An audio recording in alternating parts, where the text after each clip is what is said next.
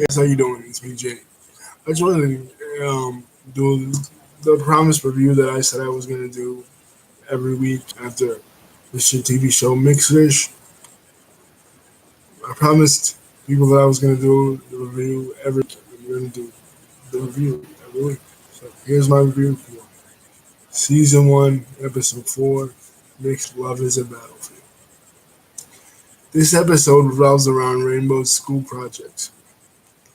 She's assigned the school project of talking about her heritage.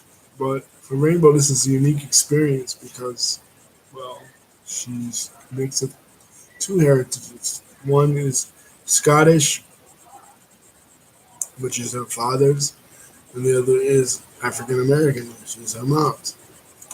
So she's kind of in a weird place, but she's in an even weirder place because of the comments the show makes on perspectives on what exactly is culture in the African American context. Because of history, African Americans don't have the same experiences as other Americans, which is something that I spoke previously before about on my other channel. Because other Americans come to this country as immigrants and they share that Ellis Island esque experience, which um, Rainbow's grandfather speaks about how they had to get rid of their code, they had to assimilate and shed aspects of their Scottish heritage, to become Americans. And he makes it seem like it was such a bad thing, but in actuality, it really wasn't. When you compare it to the African American experience, people who were stripped of their culture, but as um, Rainbow's End points out, even though they were stripped of their various African cultures, they developed a different kind of culture out of slavery. And this is symbolic in the episode as is represented by the food. There's a scene in the episode where um, Rainbow's mom and her aunt are talking about the various foods that they eat, and Rainbow's mom presents a plate of jollof and rice, a typical West African meal, and her aunt is basically like, "Hey, get real. We didn't eat that stuff growing up. We ate the soul food." But Rainbow's mom is symbolic of a lot of educated people who kind of look down on the folksy type common culture that people associate with African American the African American experience, because they say that it's ghetto, they say that it's born out of slavery, and it's not a real culture. People have said a lot of times, well, Black Americans don't have a real culture; they just have the American culture, which is not true. The African American experience is unique because although they weren't allowed to um, keep the religions of Africa or the languages of Africa, they developed, like I said, something new. They developed something out of nothing, which is cool because that means the culture is organic. It's not something you could trace to a place or to a country or to a flag, but to a people and their experience, which is what Rainbow in the episode learns later on. But the story that I found the most interesting was that of Johan's, because of all the characters in the show, I relate most to Johan because I'm a guy and I'm a person that makes heritage. Heritage is, I see where he's coming from. The story is told from a female perspective, so I imagine um, people that are, women would relate more to Bo. But the character I like is Johan, and Johan's experience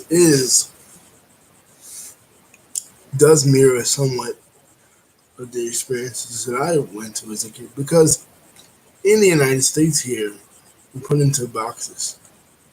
There are things that one race likes and enjoys in terms of pop culture, like sports and movies and music, especially.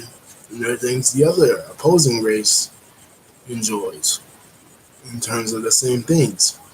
And when you deviate from that, your peer group tends to look down on you.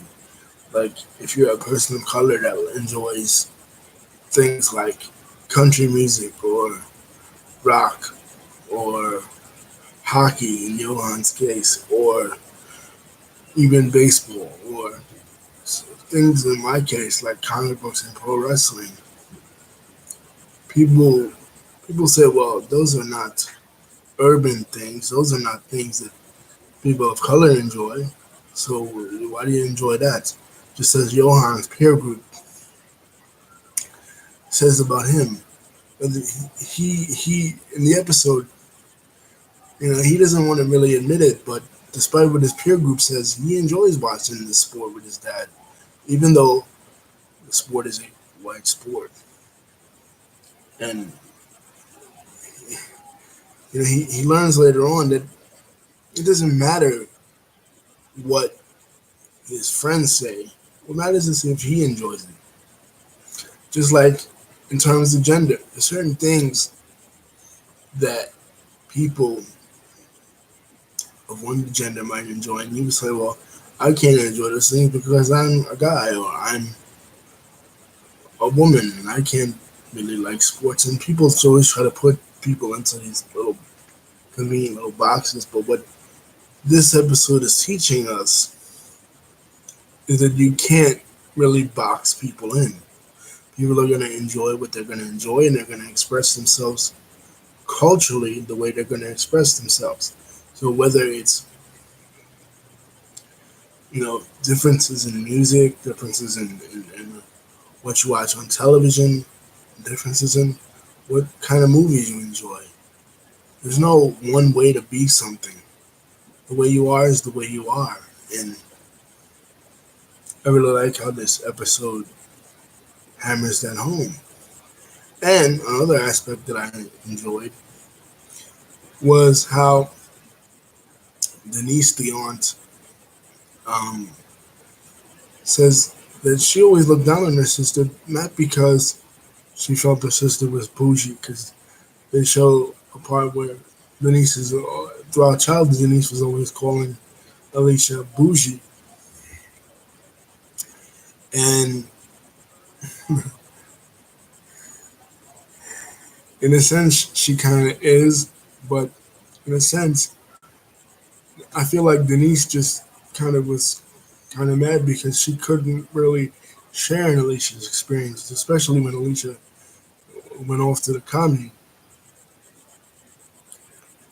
Uh, she couldn't really be with her because she felt abandoned and she felt looked down upon. And I think that is symbolic of how a lot of people who don't, who say that, let's say, for example, they're not college educated, they kind of feel looked down upon by, your average educated person. Just because, again, they don't share the same interests, they don't share the same likes. And it's like, you grew up liking this thing just like me. Just because you're more educated now, you're gonna say that I'm not worth anything. So the hell with you. You're bougie. You're looking down your nose at me just because I embrace certain aspects of the culture, which you, for historical reasons, might be ashamed of.